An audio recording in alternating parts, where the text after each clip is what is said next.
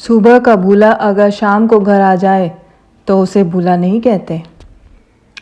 एक महान गुरु के तेजस्वी शिष्य थे अरविंद। ब्राह्मण थे, इसलिए भिक्षा मांगकर जीवन व्यापन करते थे। नित्य सुबह भिक्षा के लिए जाते और केवल उतना ही लेते जितने की ज़रूरत है। उनके इस स्वभाव से सभी बहुत प्रभावित थे और इसी कारण वो एक प्रिय शिष्य थे। एक बार अरविंद भिक्षा के लिए नगर सेठ के घर गए और जोर से आवाज़ लगाई, भवती भिक्षाम देहि। यह सुनकर एक सुंदर कन्या बाहर आई जिसने अरविंद को भिक्षा दी। उसकी सुंदरता देख अरविंद चकित रह गया। उसकी नज़र कन्या से हट ही नहीं रही थी। अपने आश्रम में जाकर भी अरविंद को हर समय कन्या की वो मोहिनी छवि दिखाई दे रही थी। उनका मन दीक्षा से ज़्यादा भिक्षा में लग गया और वे नित्य प्रतिदिन नगर सेठ के घर भिक्षा लेने जाने लगे। अरविंद भी एक सुडौल शरीर के तेजस्वी थे। कन्या के मन को भी अरविंद भाने लगा। एक दिन कन्या सब छोड़ अरविंद के साथ चली गई। दोनों प्रेम के मोह में जीने लगे। अरविंद के पास जो भी था वो सब खत्म हो गया। उनके इस व्यवहार के कारण उनकी छवि भी खराब हुई और सभी अरविंद से दूर हो गए, जिसका आभास तक अरविंद को न था। वो बस मोहिनी के प्रेम में पड़े हुए थे। जीवन व्यापन मुश्किल हो गया। तब उस कन्या ने अरविंद से कहा कि वो नगर के राजा के पास जाकर 100 दिनार भिक्षा में ले आए, जिससे उनका गुरुकुल चल निकलेगा।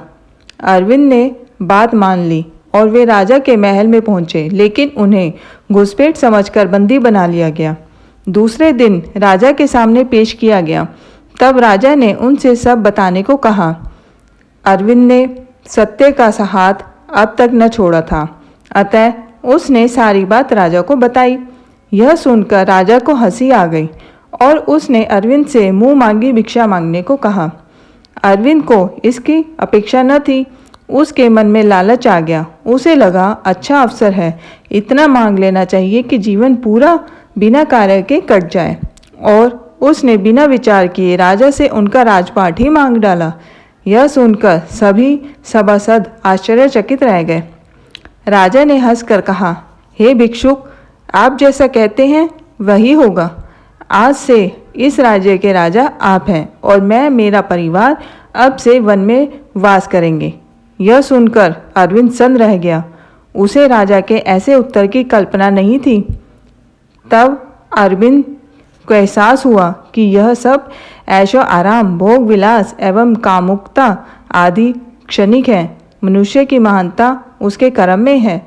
इस घटना से अरविंद को अपने ज्ञान का पुनः आभास हुआ और उसने राजा से हाथ जोड़कर क्षमा मांगी और उनका राज्यपाट लौटा दिया और स्वयं वापस जाकर अपनी मेहनत से जीवन व्यापन करने लगा और उसे पुनः सबका प्रेम मिला। इस प्रकार कहा गया है कि सुबह का भूला अगर शाम को घर आ जाए तो उसे भूला नहीं कहते।